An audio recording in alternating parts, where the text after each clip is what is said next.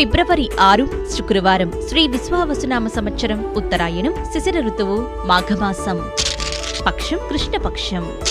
తిథి పంచమి రాత్రి 1:22 వరకు నక్షత్రం హస్త రాత్రి 12:22 వరకు అమృత ఘడియలు సాయంత్రం 6:01 నుండి రాత్రి 7:42 వరకు రాహుకాలం ఉదయం 11:05 నుండి మధ్యాహ్నం 12:30 వరకు యమగండం మధ్యాహ్నం 3:20 నుండి సాయంత్రం 4:45 వరకు